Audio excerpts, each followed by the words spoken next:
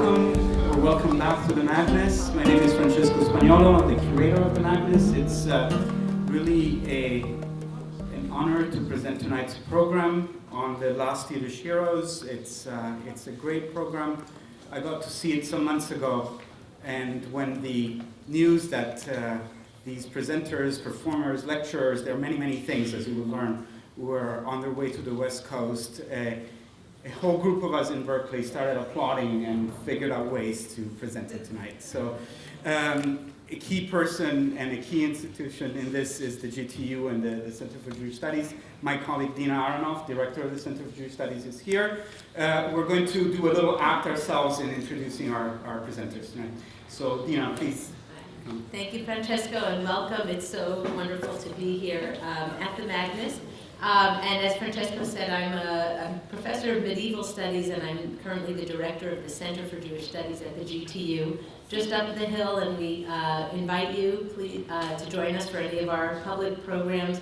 Earlier today, we were blessed to hear Anna Sternschis speak and deliver a lecture, and in many ways tonight's program, I think, will just enrich that even further. And many of you know that this event is a collaborative effort, and I just would like to mention the many institutes and people that have made this possible.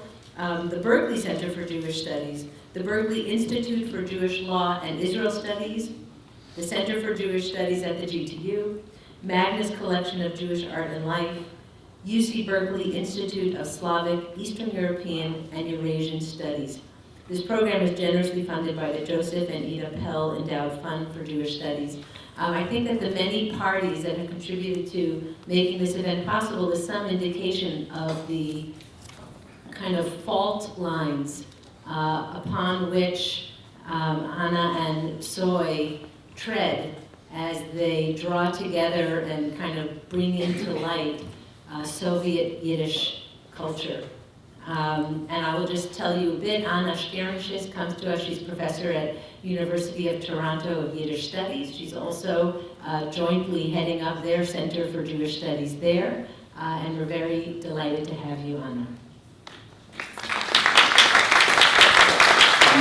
Just 2 words about Soy Korolenko, aka Pavilion. We all call him Pasha, but Soy, if you can master his name, Soy Korolenko, remember it. And he's a distinguished member of what I call the Jewish Music International, a scholar of literature and a presence around the world, one of those characters who are always somewhere else. And it's really wonderful to have him here tonight. Composing music for the songs that were noted by Anna. Please join us in welcoming both of them to the stage.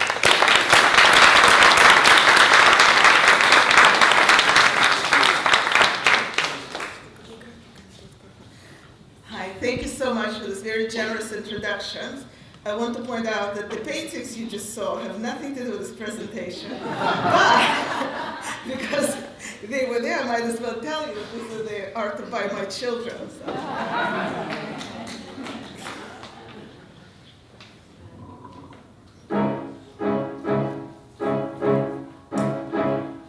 Geh ich mir vom Front mit a größer Freude, was ist mir gekommen, die Schau. Oi, wie ich geh rein in Stadt und frag, ob meine eigene entführt mir, als keiner sie nicht da. Oi, wie ich geh rein in Stadt und frag, ob meine eigene entführt mir, als keiner sie nicht da. Bin nicht geblieben stehen, mit a Groß gewein, in Arzen und geöffnet sich a Wind. In Arzen und geöffnet sich a Wind. Oi, na was seid ihr Kippa, guck, stell mir sich vor, mein Weib mit mein einzig Kind. Oi, na was seid ihr Kippa, guck, stell mir sich vor, mein Weib mit mein einzig Kind. Was ist das für ein Zorn auf uns geworden? Was ist das für ein größer Gsar? Oi, von dem größten Zorn seien viele Menschen aber geworden, die Verbliebene seien weg in Badiar. Oi, von dem größten Zorn seien für Menschen weggefahren, die Vertriebene seien weg in Babi Yar. Bei Nacht und bei Tag haben geklappt Automaten, die Menschen haben gesehen, versiegt im Deut. Die Menschen haben gesehen, versiegt im Deut. Oi Blut hat sich gegossen von alle Seiten, von Blut ist die Erde geworden reut. Oi Blut hat sich gegossen von alle Seiten, von Blut ist die Erde geworden reut. Der größer Weitig ist auf ewig verblieben, was der Deutsch, was vergossen Blut. Oi, mit unseren Tränen soll die Erd verschlossen werden, als die Lebendige so schön werden gut. Oi, mit unseren Tränen soll die Erd verschlossen werden, als die Lebendige so schön werden gut.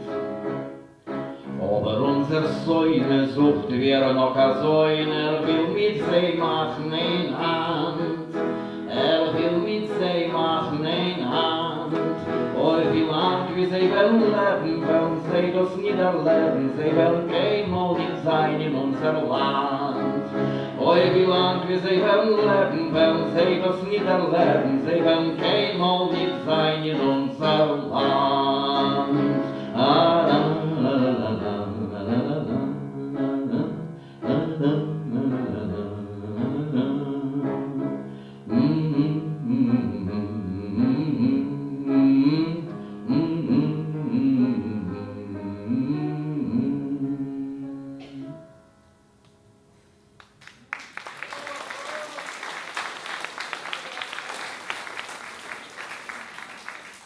The song you just heard was first recorded from a 73-year-old Golda Ravinska in Kiev in 1947.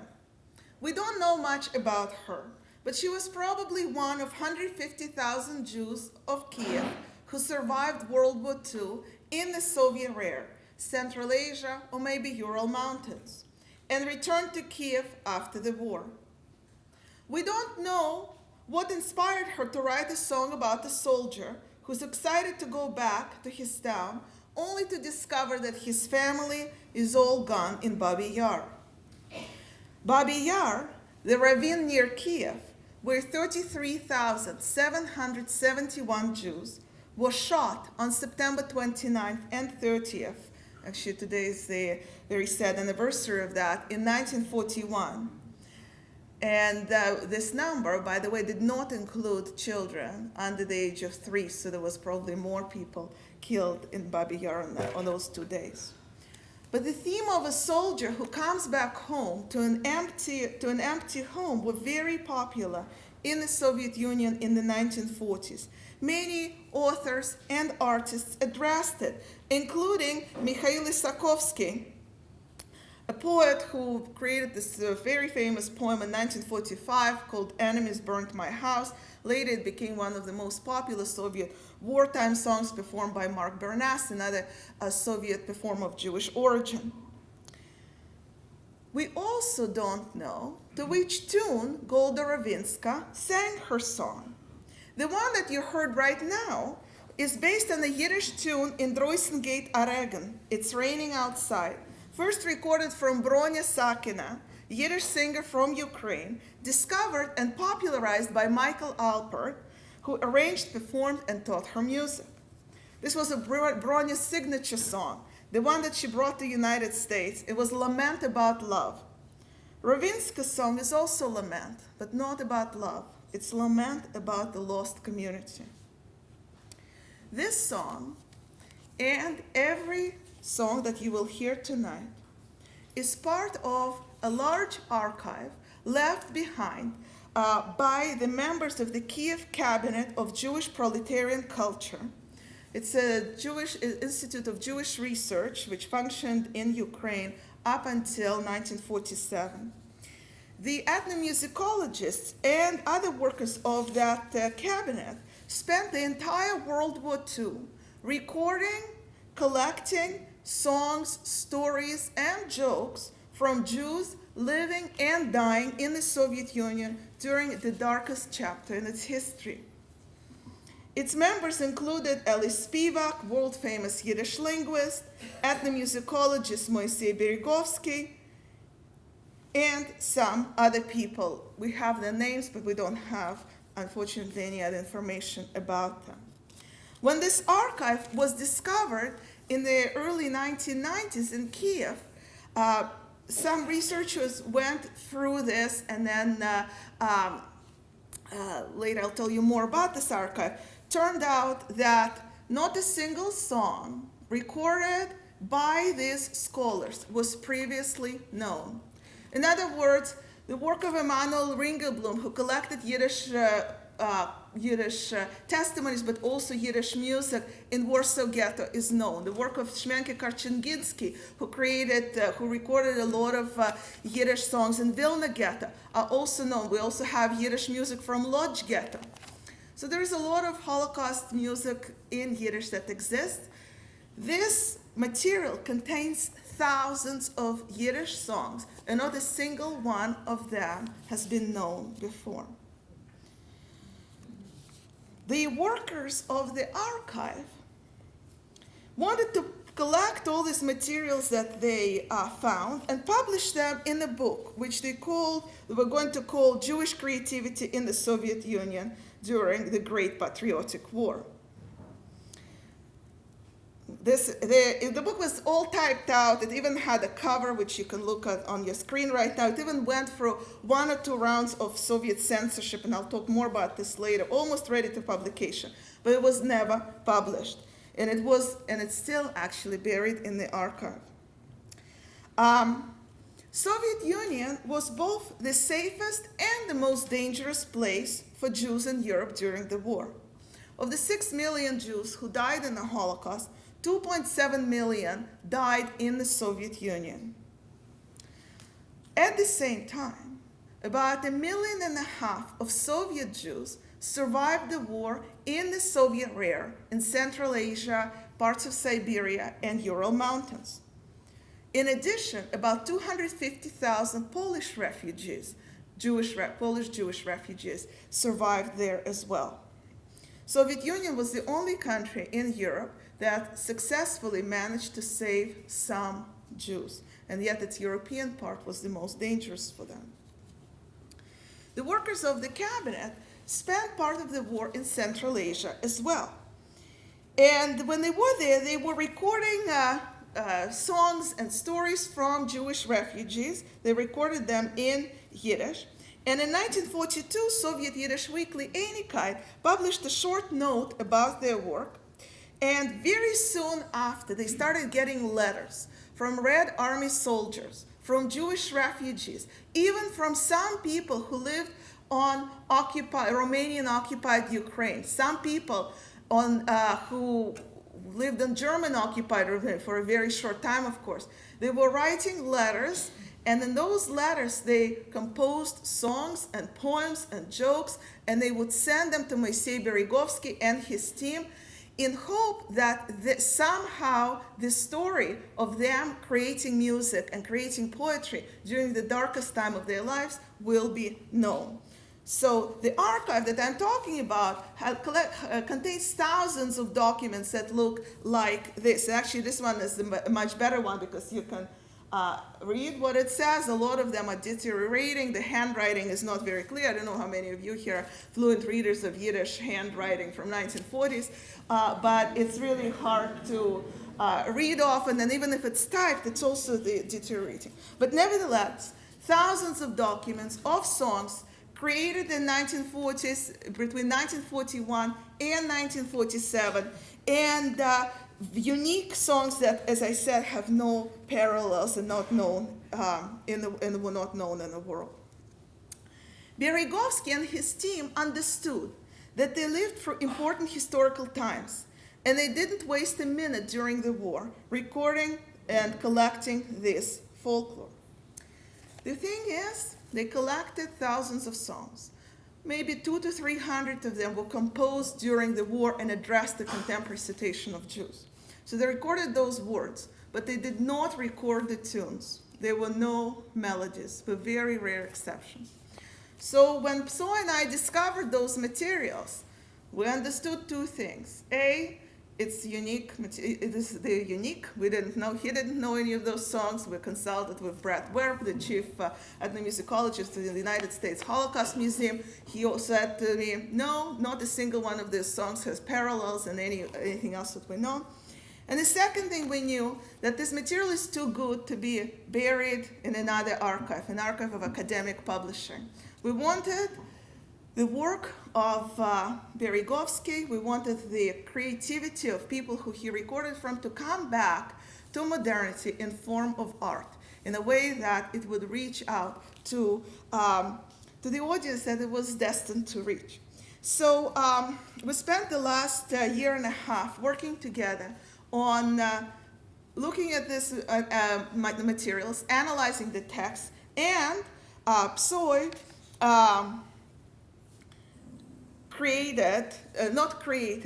Psoy added tunes to these texts. And there was, and I'm going to tell you a little bit about that before you hear all this. So even though the songs did not have the actual tunes, the actual notes, they did have a little annotations. So most of them said things like, sang to the famous Soviet tune. It didn't say which one.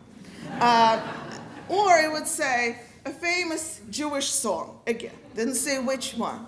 So in order to kind of deal with this, the music had to be created for each particular text. And two things I wanted to tell you about those texts before I tell you about how we did the music. First, all of these songs were created by amateur authors. No professional writers. Maybe some of you have, some of the writers, such as Yitzhak Pfeffer, David Bergelson, David Hofstein, were famous and known. These songs are not written by them. They're written by amateur authors. In other words, even if the book would be ever published, these songs would never be performed on a large stage, would probably never be performed outside of a family circle. And there are hundreds of wartime songs in the archive, and we had to select a few to include into this program. And we had to use some sort of criteria of what got included, what not. And we made some very difficult choices. But the aesthetic value of the song was not one of our choices.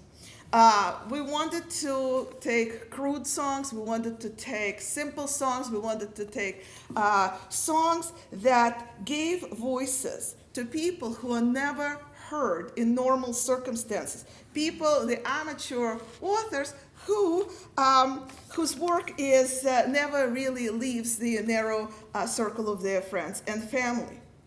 In other words, we give agency to people whose story would otherwise not be known. So some of these songs, there are 4 principles that went into creating tunes for these songs. Some of them had tunes, only 2 in today's program did. Some, which Soy calls the direct reconstruction, some songs were clear parodies to existed one, and we recognize that by analyzing the lyrics of the song. So the tune was like finding it within a close family member. The second kind was conditional reconstruction. We looked at the genre, at the theme, the structures, Soviet and Yiddish music environment, and imagined what they would sing it to based on what was popular during this time and what kind of tunes would be appropriate for this kind of topics. In other words, capturing the zeitgeist of 1944 and 45 the way we could. So that's like discovering a distant relative, you know, when you do DNA testing and you find that you have a relative living in Ohio, this kind of stuff. The third way to do it is anachronistic solutions. In other words, we know that the tune that the song is going to have comes from much later or much before from when it was written, but the theme and the genre of the song or the original would really fit into that. There's also always there was a thinking, would the author of the song, who probably sang it to a different tune, would they like it if they heard it in a new version? And when we both believed that this was true, then so he calls it a shidduch, a match made in heaven. You find the text and then you find its music. You marry it to the lyrics. So now we go on with the music. So the next song you're going to hear is a song that provides contemporary commentary on what mattered to Yiddish speakers in Ukraine in 1944.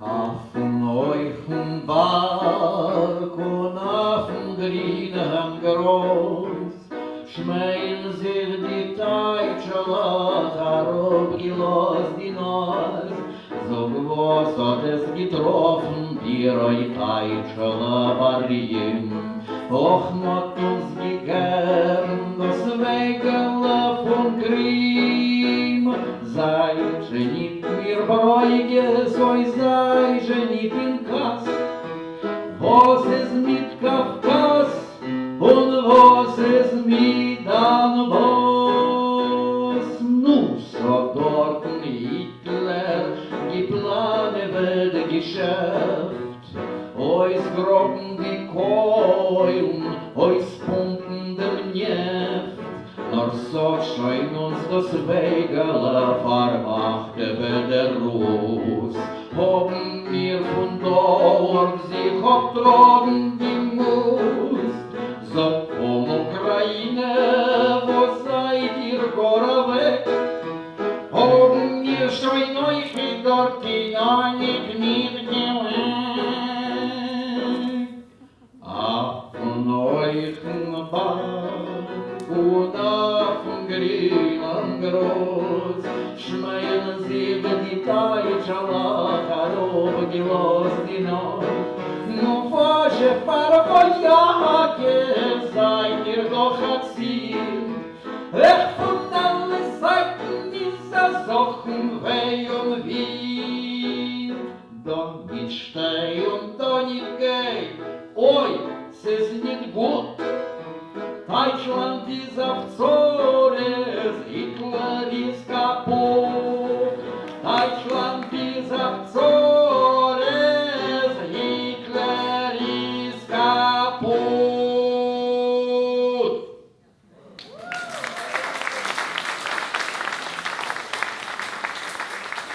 Now this song, recorded from Velvel Shargarotsky in Krasnodar region 1944, has an unusually contemporary today's feel to it. We still talk about oil, resources and coal, and sites like Caucasus and Ukraine, Donbass and Crimea, places that are still sites, unfortunately, of violence and conflict. What we didn't expect is when we look at the song written in 1944, we don't really expect to see Donbass, Kafkas, and thinking about Hitler invading the Soviet Union or Europe because he wants access to oil. But of course it makes sense because that's what the newspapers were talking about in 1944, and that's what's relevant to Yiddish singers. Now, if we just look at the lyrics of the song, and if we go for this, there's not a single time that the word Jew is mentioned. We don't see anything about Jewish experience in it. However, if we look at the tune, which some of you might have recognized, that tells a very different story. The tune is, this song, the words of this song suggested that this was a parody to an existing song by Alexander Crane, Auf den hohen Berg, on a tall mountain, about love. But what it also tells us, and that's, we think it's a goddessman for helping us to figure it out, was that Alexander Crane wrote his song as a parody to another older song, which was a teasing song. It was about how people, in a family, among friends, if you wanted to insult someone, you would call them a Teich. So you're a German. So Jews were calling each other Deutsch, you're Teich, you're Yeke, Teich. So that's the teasing song. But you see, in this one, that same thing happens, except instead of teasing a family member, it actually makes fun and ridicules a real German. So obviously people who wrote this song were familiar with the tune and with the original. So this process of writing the music and creating all this matcha, we call it the musical archaeology, and today we're giving you a taste of that. It's written by 28-year-old Tabel Bierman, a tailor from Minsk.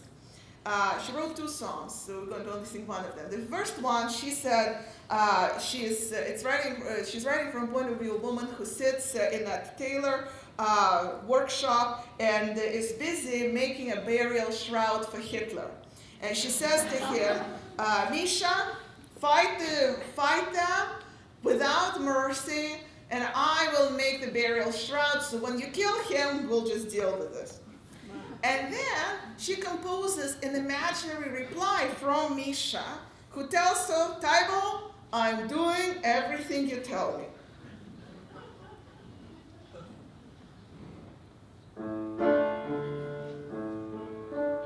Teibele, mein Freund, sei wissen, bin ich jetzt in Misrach preisen, mir gibt schon ob es Bizlach Hitlers deutschen Land zerreißen, mir gibt schon ob es Bizlach Hitlers deutschen Land zerreißen, mir euch sie versichten, wie uns sie haben massenweis. Taibo meine, du sollst wissen, wie sie laufen, wie die Mais, wie versammte Mais sie laufen, in die Löcher, in die Spalten, mir haben sie besuchen, und sie sollen sich behalten, mir haben sie besuchen, und sie sollen sich behalten, mir gibt schon gibt euch Rahmen, all das Beis, die breine Zorne, weil mir schon Hitler erschlagen, die wilde Haie in ihr Norden. Dann wird keiner schon nicht sterben, unser Krieg und unser Ruh. Ob mir noch die Tod, man Teier, Weibel, noch a Kapelle war zu. Ob die Tod, man Teier, Weibel, noch a Kapelle war zu.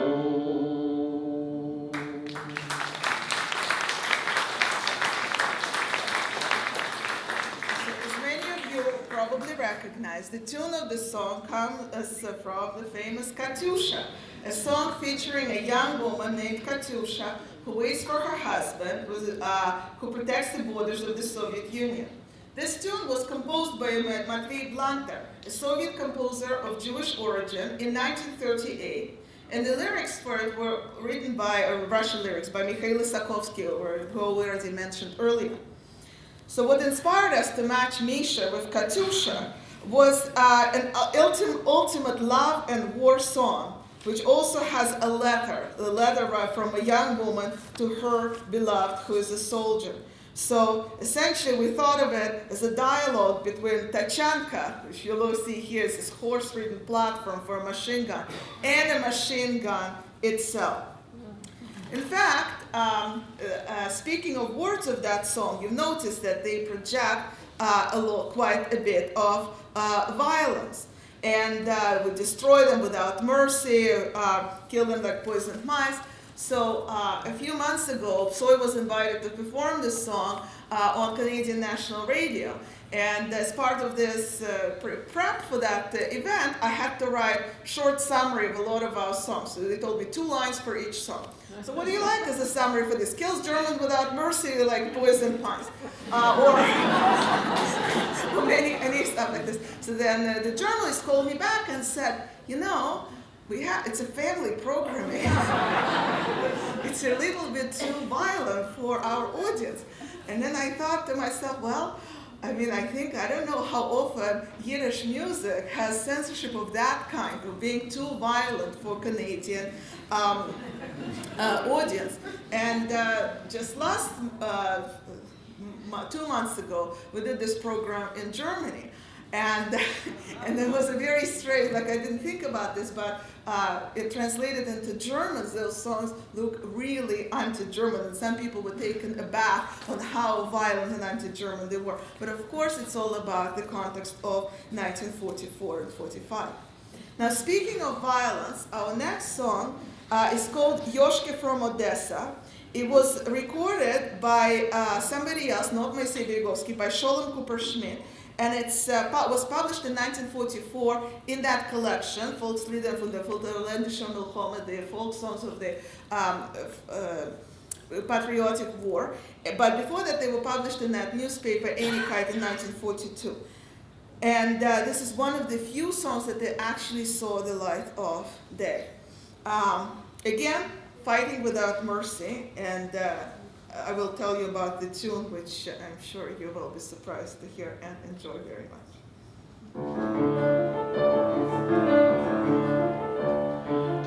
Von der Nein... sorry.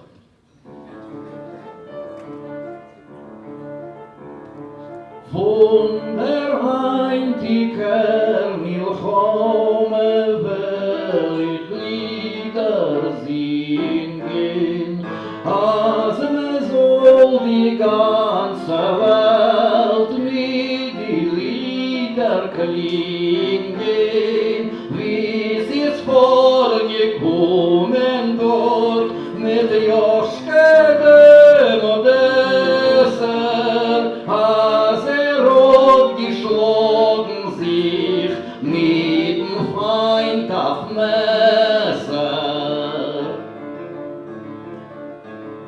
Als oder sind vor sich die mörderische Zores, hat bald geschworen, sei kurz machen die Schwores. Hey, Deutschukes, war ich euch von a waschner Leile, was es wird mir von euch schneiden, wie von eine Weile.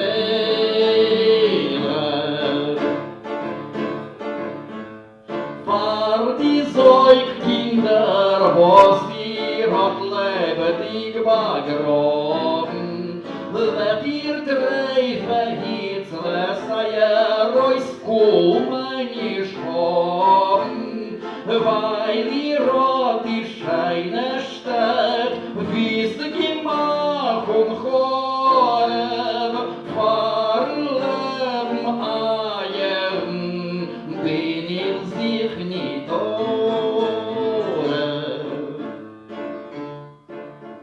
Drei Messles geholt Alter durcheinander mit Feier. Joschke hat nicht euch gelost, und a Keul sein Schmeier. Oder die Faschisten hoch, gemeinigt ohne Steiger, auf der Erde gefallen, ihr seid Peigerle,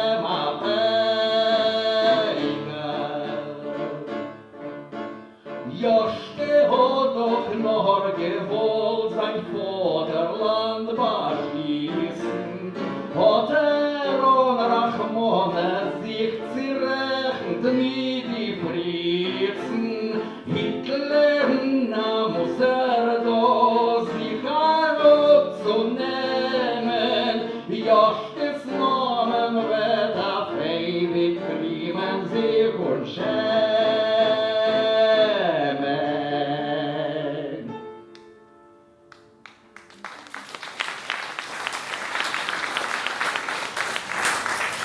Now this song was set to the tune written by the 19th century composer Mikhail Glinka, who is often credited as the founder of the Russian classical school of music.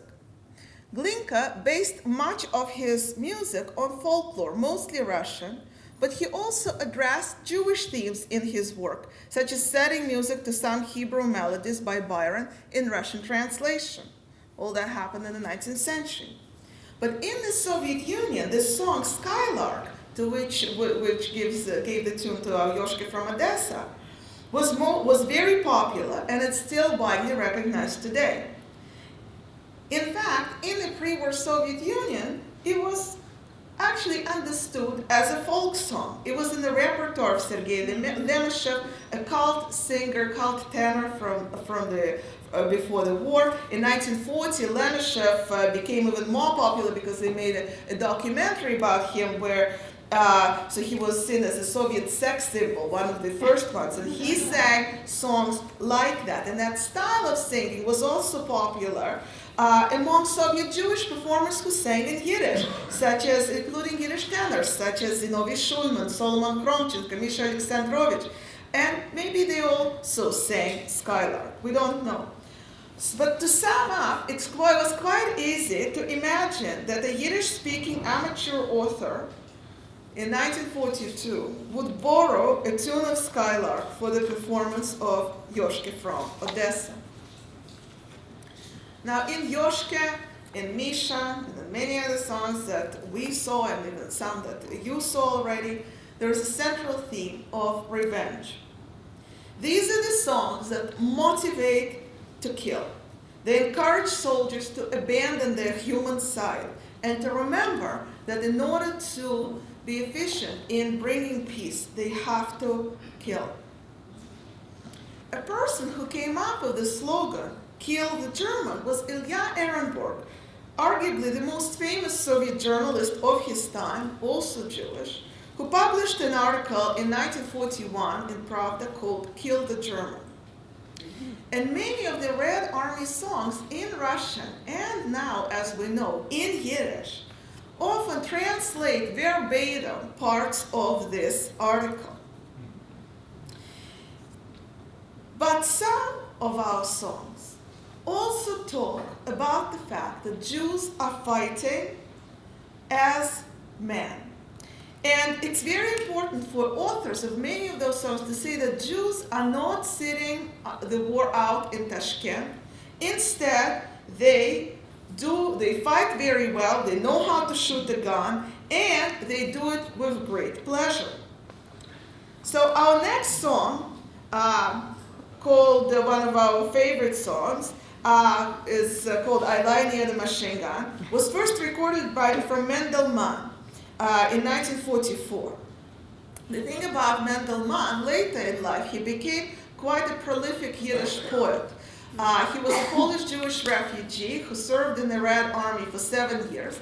Then after the war was over, he ended up in a DP camp in Germany where he spent a few years. Then he lived a little bit in West Germany, and then he moved to Paris. He published 4 or 5 volumes of his collected work. Most of it was poetry. A lot of it dealt with the experience of being a Red Army soldier, but he never published this particular song. So we count him as amateur. Because obviously in 1944 he was not yet a professional poet. And as you will see in this song, it's all about the Red Army soldier being grateful for getting the machine gun that allows him to shoot all the Germans.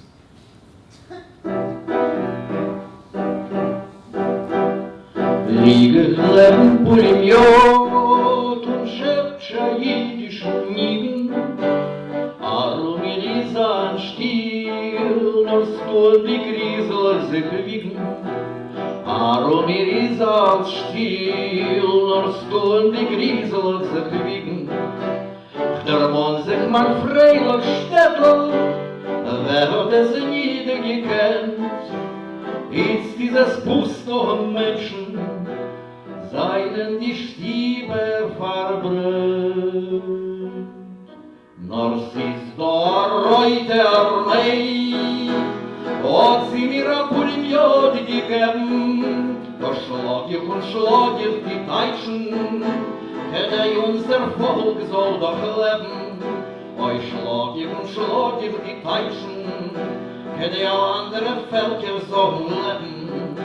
Eure wieste Menschenfresser, euer deutsche Beinziegen, ey Polimiot zielt besser, sollst du die Deutschen nicht euch smitten. Euer wieste Menschenfresser, euer deutsche Beinziegen, ey Polimiot zielt besser, sollst du die Deutschen nicht euch smitten. Tippa!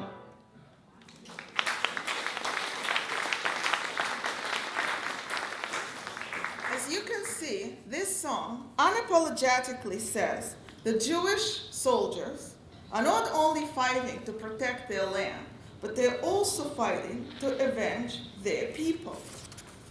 In fact, when the folklorists were preparing this particular song for publication, they got worried that it's too Jewish. It's really fighting for Jews. So they did a little bit of censorship, so I'm showing you the archival document with that. So the typed in stuff says here, Schlogig und schlogig die Deutschen, I beat and beat the Germans, Kedei mein Volk soll frei leben, so that my people should be free. That's the original. As you can see, that's crossed out, and there is this ink written on top, and instead of my people should be, it says, unsere Völker sollen frei leben. Our peoples should be free. So in other words, instead of my people, our peoples.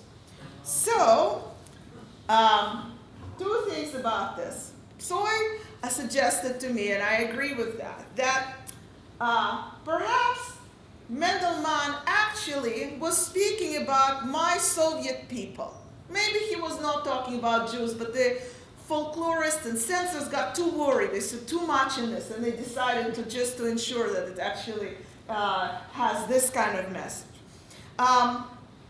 In any case, or maybe he was, he meant to write it as a Jewish song, and they wanted to make it in the Soviet song. So we will never know for sure.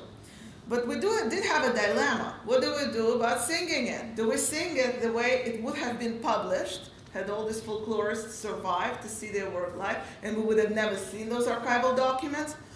Or do we sing it the way it was recorded first from Mendelman? In other words, who do we honor?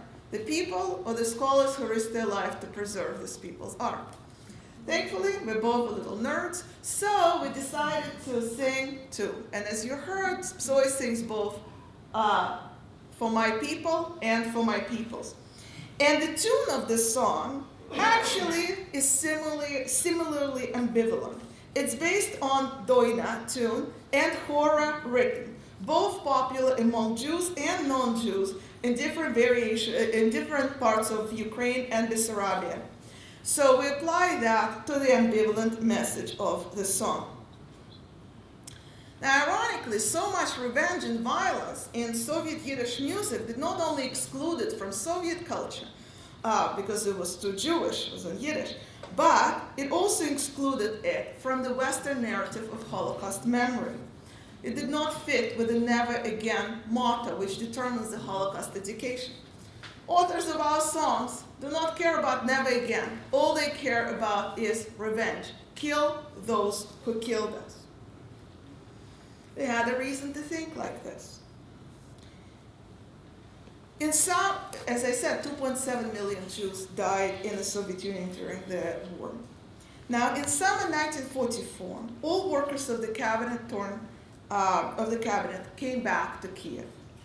Ukraine alone lost about 900,000 Jews to Holocaust. The survival rate of Jews in German-occupied Ukraine was less than 1%. During the 3 years that followed their return, Beregovsky and his team went to all areas of Ukraine that was liberated. In 1944, the war still going. 1945, the war still going. 46 and 47. Were trying to find survivors and were recording what they could tell. Now, they wanted to record not just songs and stories and jokes. They also wanted to record the tales of survivors. But people were really afraid to talk to them. In the Soviet Union, every Jew who survived the war under German or Romanian occupation was automatically considered a traitor until proven otherwise. The logic went like this: if a Jew survived the war in the German-occupied Ukraine, it must have been because they collaborated with the Germans, and that's why they have to be punished. So a lot of Holocaust survivors, this is less than 1%, who survived in the German-occupied Ukraine, and the survival rate in the Romanian-occupied was about 30%. So most of those people lied about where they were during the war. They said they were in Tashkent, they said it on the Red Army. They did not want to talk about what happened to them for practical reasons. Later they regretted throwing out those documents, because when the Material Claims Conference against Germany started administering pensions to Holocaust survivors, those from the Soviet Union could never prove where they were during the war, but they didn't care about that in 1946. They wanted to live, and they did not want to go to Soviet jail. So they didn't tell many of their stories to Beregovsky and his team, but they did agree to sing. And a lot of songs that they sang for them addressed the destruction of Jews in Ukraine. And a lot of those songs they didn't admit writing themselves or listening themselves or singing themselves. They say, I heard it from my neighbor. I heard it from a friend. And that way it gave them a chance to sing them. So the next song is one such song. It was recorded from a 10-year-old child, Vele Bratslov, in Tulchin in 1945. And it's one of the few songs, one of the two songs today that came to us with the original tune. And the song talks about what it was like for a child to live in Ukraine during this time. Ich gehe weg von mein Mutters Quur, und kein Mal, Mame, welch nicht kommen zu dir. Oi, welche Mame wird mich aufwecken, oi, welche Mame wird mich zudecken.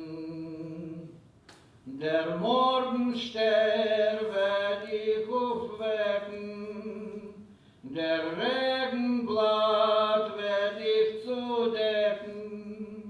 Ich gehe herum wie die Schaf in Feld, und keinmal kann ich nicht kommen, kein Brett.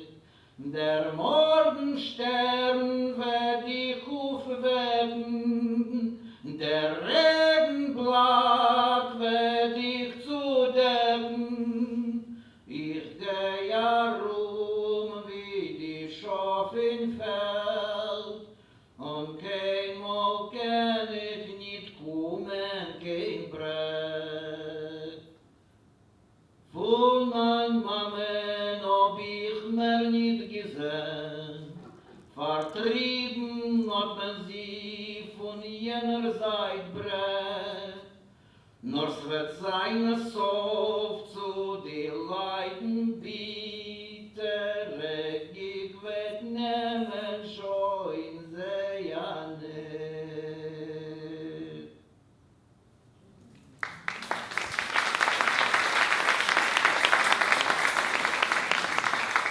So we think this was a beggar song. A child, an orphan song was going around and begging. But this story of children lamenting the death of their parents was resonated not only with children. It also resonated quite significantly with the Red Army soldiers, the Jewish Red Army soldiers, who go back and find that their parents and grandparents, wives, very often small children, were killed, and they could do nothing to protect them. In fact, that story of guilt, of overwhelming desire to know how their loved one dies, became a very prominent theme in Soviet culture after the war. Vasily Grossman, in his novel Life and Fate, described one such character, Victor Strum, who speaks specifically about, who is in the Red Army, and his mother dies in ghetto in Berdichev. Of course, we know there was no ghetto in Berdichev. but he puts the mother there, and the mother also writes to him a letter where she tells him how she dies. That idea that one can get closure through such a letter was very important to Soviet Jews, and a song like this from a child lamenting their parents is one of the significant differences of Yiddish folk songs during this time compared to non-Yiddish ones. The chances of survival for a Jewish man or a woman drafted in the army was ironically a lot higher than that of his or her mother who stayed behind. Now, many of those songs came to us in forms of letters, like we showed you earlier. Sometimes people will write those letters on the way to their death, and they would somehow throw them, hoping that they will get to Beregovsky. So one such song, the one that you're about to hear, tells a story of deportation to Pechora concentration camp. In fact, I see here Rebecca Goldberg in the audience who wrote, I think, the first article about Pechora death camp, right? However, but Pechora, a concentration camp in Rogozino, Vinnytsia region, which many survivors remember as death camp. Historians refer to sometimes as ghetto, and Soviet authorities denied its existence, as I learned from her article, until the early 1990s. But in minds of authors of our songs, there is no dilemma.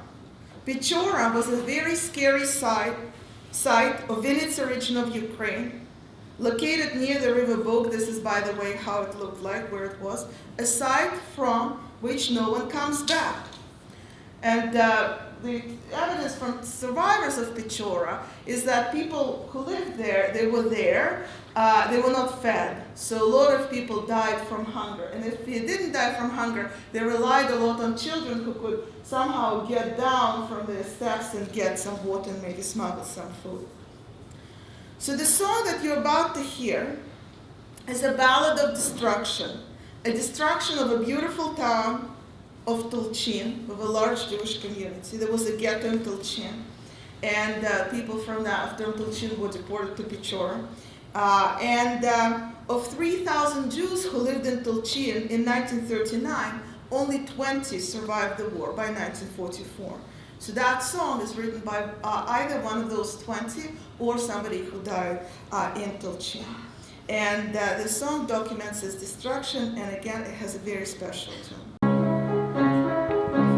Kommt heute noch der Monen, unser friedliche Zeit, unser Masel, unser Leben, was hat uns einmal geschehen, unser Mutti, unser Weinen, ohne Schiro.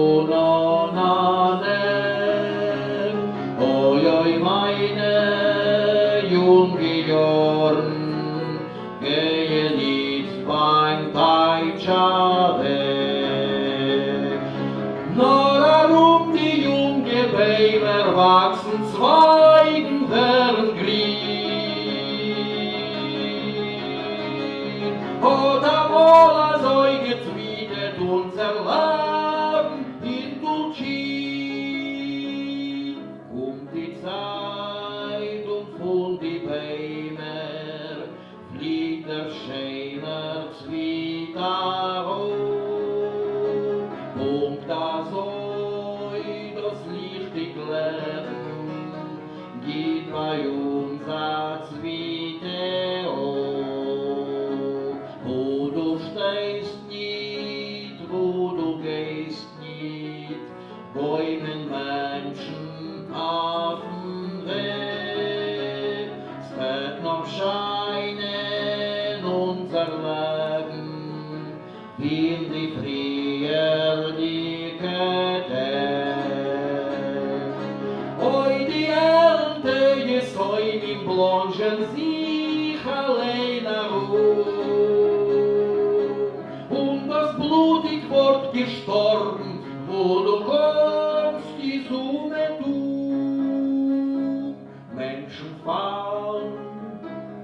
wie die Fliege, nur verhungert und verkehrt.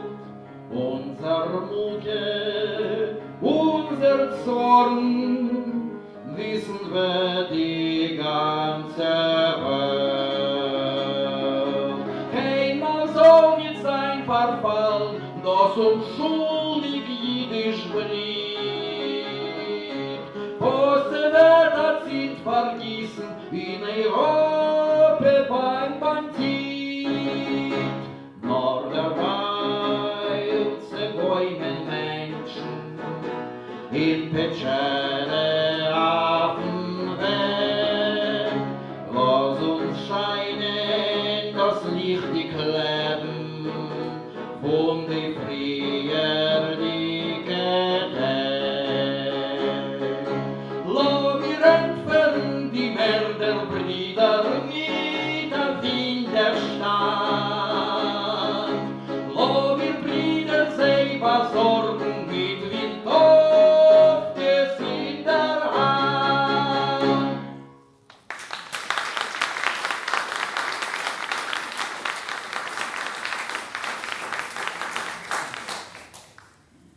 This tune comes from an iconic intelligentsia favorite Soviet TV series based on Alexander Pushkin's play about the Black Plague of 1348. The soundtrack for this film was written by Alfred Schnittke, who was a composer of double minority, a son of a Russian German and a German Jew.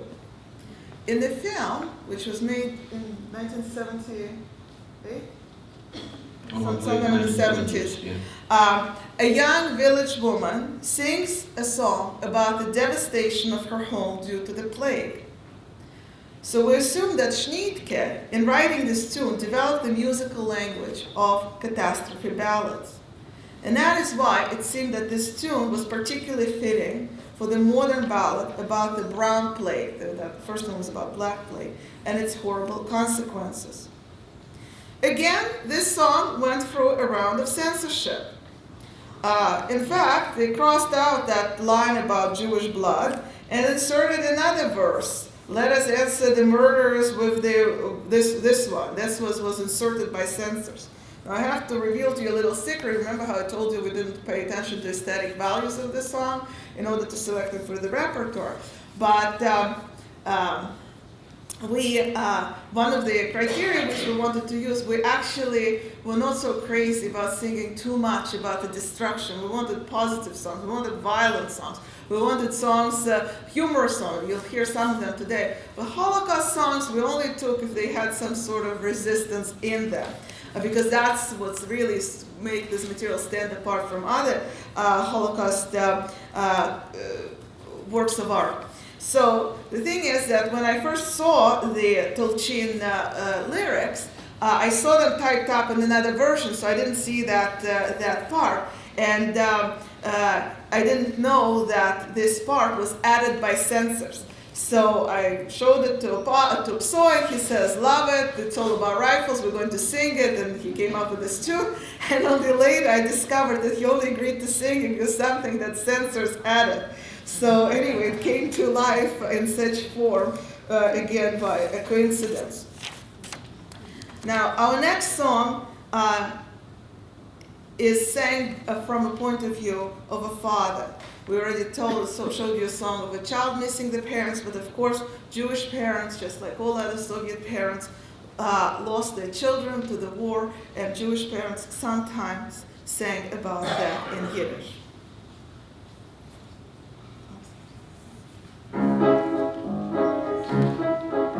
Nacht auf mein Gelegger, se nennt mich nicht geschlafen.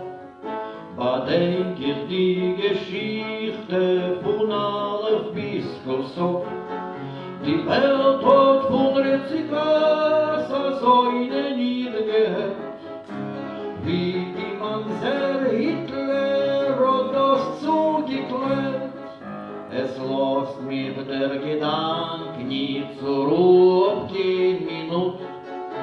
Für sich auf der Milchome mein eigen Fleisch und Blut Sie seien ihnen Feuer von dem ersten Tag bis eint. Sie schale, wenn kein Glaub nicht dem währenden Feind. Ein Ries in Gwardie, a Bocher mit Verstand. Ries a Held geworden von dem sowjetisch Land. O einer ist verschnitten wie ein junger Bäum von Zwiet.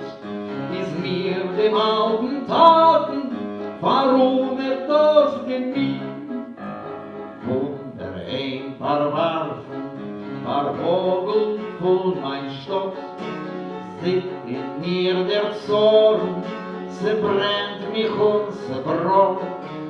Oi, wo nimmt man Feuer in kleine schwache Hände? Ich wollte nach die Keulers, gebrochen Ruck und Lend. Nur bis man wird nicht ausschiffen, ob sie die letzte Keul. Weder Malach am Oves nicht zu schließen durch sein Meul. Und als der Tag wird kommen, wird sein die Simche Kreuz. Und ich will mit der Leib Gesang zu Stalin Reus. Und ich will mit der Leib Gesang zu Stalin Reus.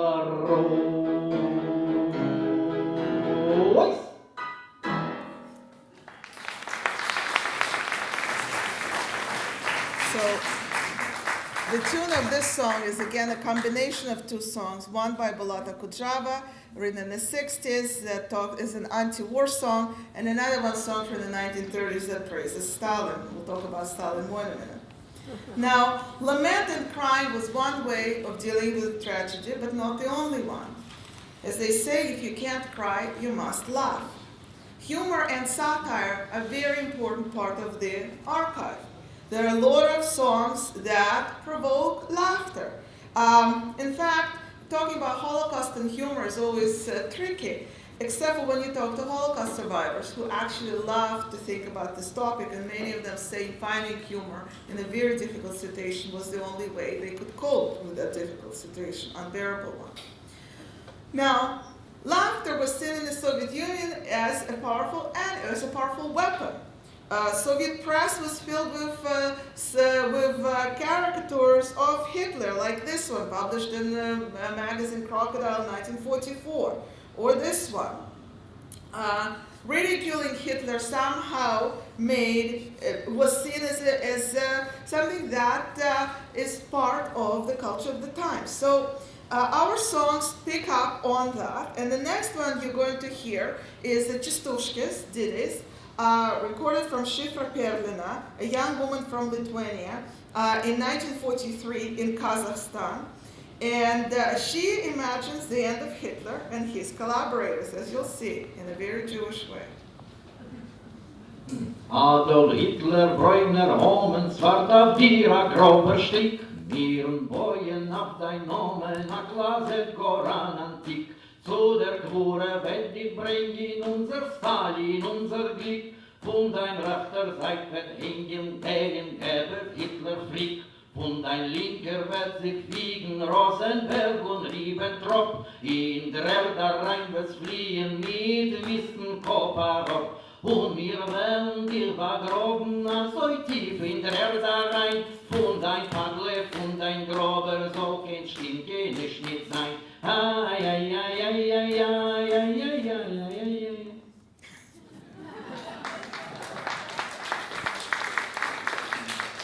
So it took us a while to figure out the music to those ditties. First, so considered kalameke, popular in Yiddish and Ukrainian folklore, or more Russian ones, because this is what people heard in film and on the theater stage, or from other people, or maybe even Jewish theatrical couplets. Also familiar to Soviet people through comedy, but he found a paradoxical solution.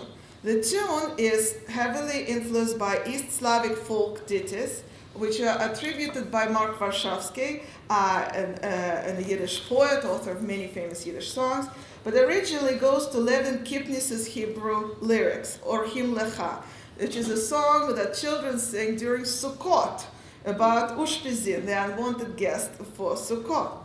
So why? Purim song to Sukkot tune. Well, we thought Purim is all about parody. Purim is all about humor. It is possible that a Sukkot song is sang as a parody during Purim by children who want to ridicule bad guests. So that's how this tune came to be. Now, by 1944, it became clear that to everyone that the Soviet Union was going to win the war. Yiddish folklore entered this celebratory mode. Unlike other Soviet songs, these ones were unapologetically celebrating the victory of Jewish people, not just Soviet people. It cursed Hitler, as you could see, as a specifically Jewish enemy. These songs, there are not enough words, curse words, in the Yiddish language to talk about all of them used to describe Hitler. Very often Hitler is compared to Haman, another historical figure that tried to destroy Jews but did not succeed. The next piece we're going to show you is not a song, but a joke called A Beard. It plays on a famous Yiddish saying that a Jew without a beard is better than a beard without a Jew. But you see how they interpreted that joke in 1943.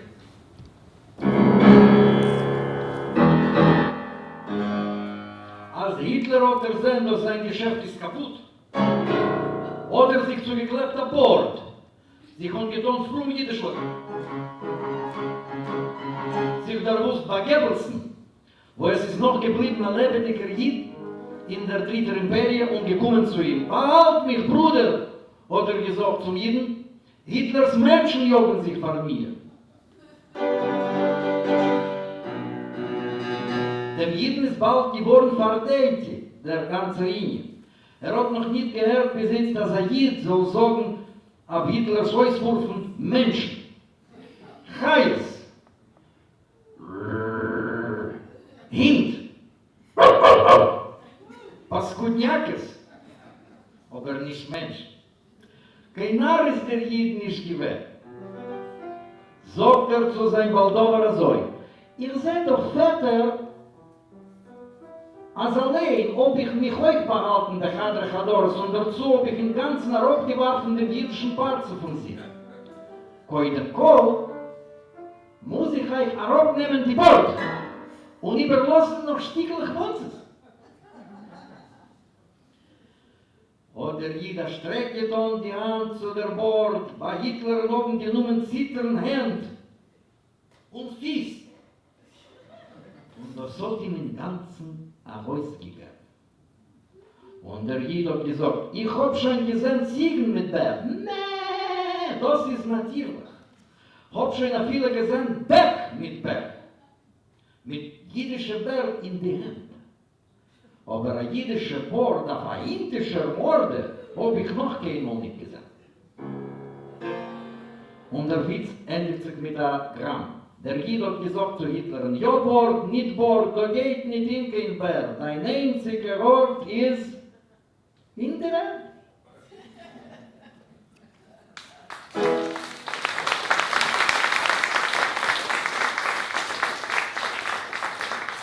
So speaking of Batchonia, our next song was probably written by a Polish Jewish refugee.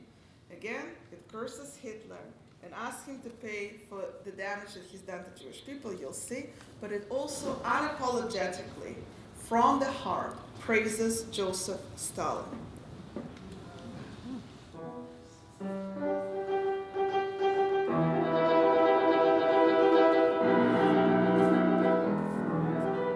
Hitler hat gewollt die Jidela umbringen, ausrahmen sie von der Welt. Stalinen verrieben Gorob hängen, kein Scheuß kaufen für Geld. Sie verkehrt geschehen, und im Apol allein, scheine, reine Kapore, vor der Klon Israel. Freut sich jeden, Tanz, wo sie sicher seid zufrieden, ihr habt schon sicher Hitler und die Mapole, Stalin und die Mamschole, sie versonnen im Abeole, Faridner volle, Mazel Tov!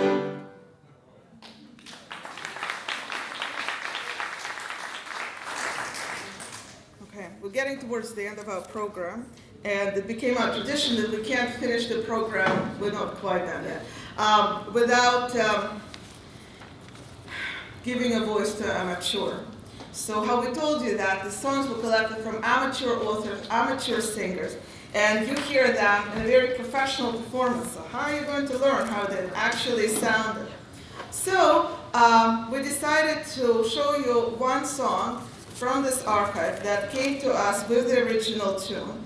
It's a very unusual song. It was recorded in Cheboksar in 1942 by Herschel Kleiner. And it talks about women, young women from Chuvassia going to fight in the war. And it came with as I said, with the original tune. We're not sure exactly the origins of that tune, but we heard that it's a mixture between Russian tune, maybe even Chuvassia tune, or maybe even flamenco tune, somebody told us. So imagining Chuvassia women going to war with flamenco tune and singing about that in Yiddish is something that only could come from that archive. So to give you the full taste of what it could have sounded for Berezovsky, I'm going to sing that song myself.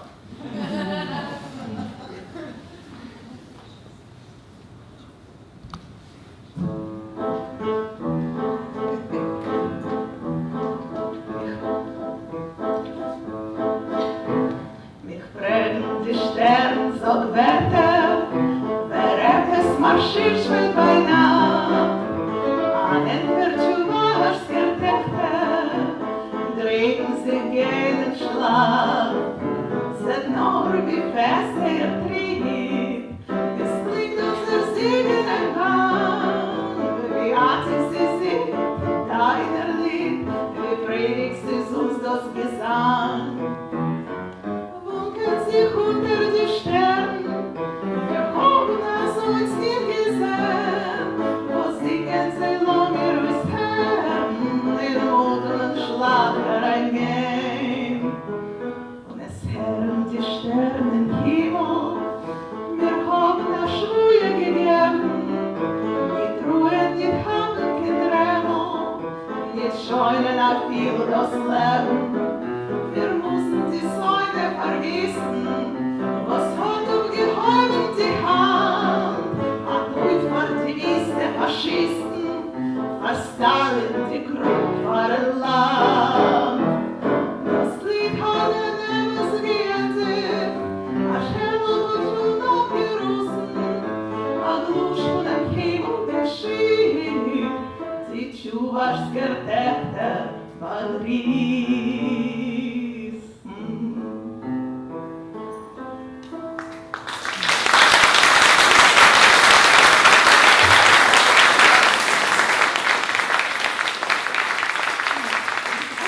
That's a lot harder than doing what I'm doing. The book that Berezovsky and his colleagues prepared was never published. Hitler was gone, but Stalin, who the songs praised so wholeheartedly, now changed his attitude to Jews, and Jews were now seen as enemies of the Soviet Union rather than its allies. In 1949, the Cabinet for Jewish Culture was closed. Its director, Eli Spivak, was arrested and died during interrogations in 1950. In 1950, Moisei Berezovsky was also arrested and was released in 1956. He never mentioned to his colleagues, to his family, or to his friends that he spent the war recording Yiddish music of the Holocaust, of Red Army experience, or Jewish survival in Soviet Central Asia.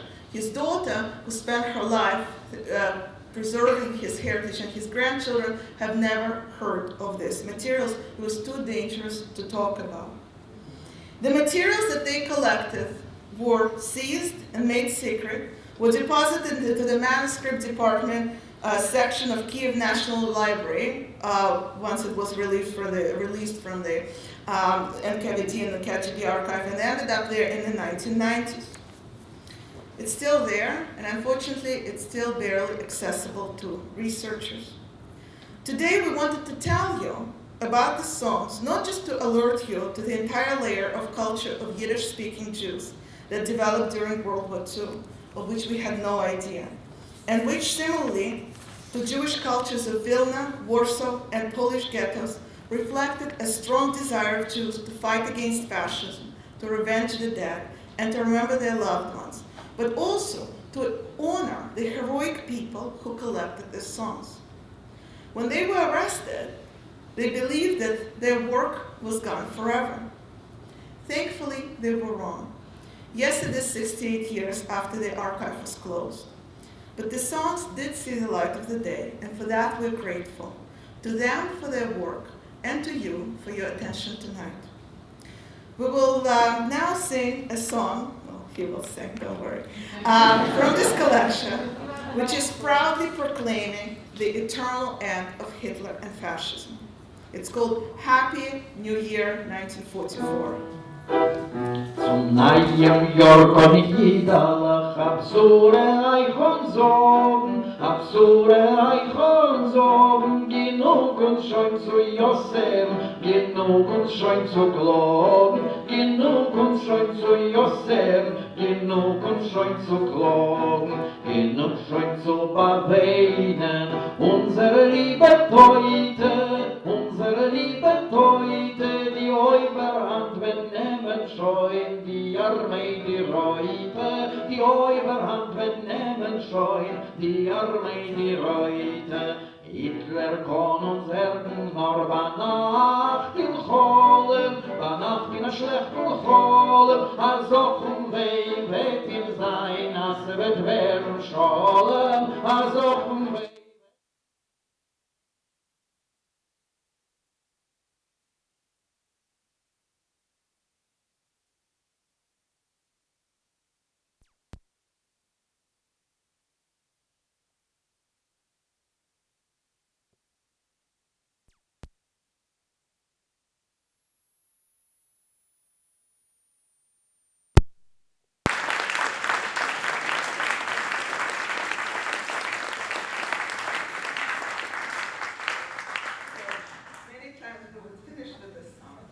But it was important for Soy to finish the whole thing with Tochas. We finished Tochas on the radio too. But we're going to finish with a different song. Berezovsky and his team recorded Yiddish music not only in the Soviet Union, but they were also allowed to go to some DP camps in Germany and record some music there. And the last song you're going to hear symbolizes for us the return to normalcy. It's also a humorous song, but instead of making fun of Hitler, instead of making fun of the war, it actually starts to make fun of other Jews. This is the song that makes fun of Jewish relief organizations that work in DP camps. To us, that story, two Jews, three opinions, that's the end of fascism. Еврейская цыганочка. Он декумен,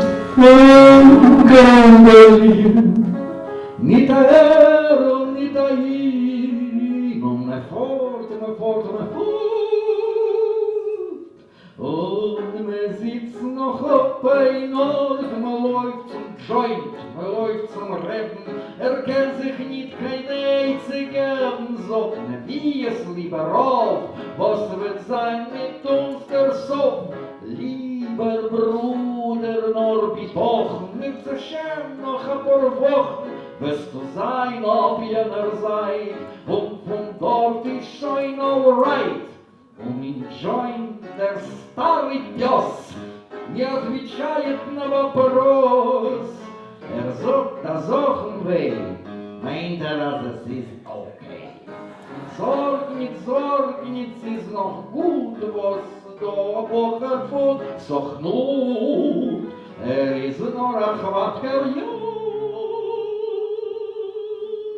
Die Daher Zertifikat, noch ein Regen, scheint die Sonne, weißen ihr schon lang davon, verliert mein Tag in jedem Mut. Aber mit Jäckes ist kaputt, aber in Berlin ist stark, ist zerstört, liegt mein Ehl in der Welt. Und ich ist roll, tanz und schrei, heure am Israel hei. Lang folgt noch gewöhnt mein Lied, nur ich bin schon etwas mir. Es wird sein, da je nur da. Gitras, adieu, goodbye.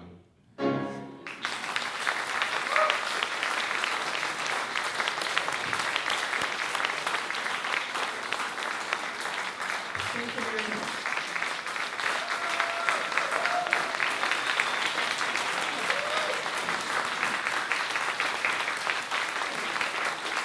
Please join me in thanking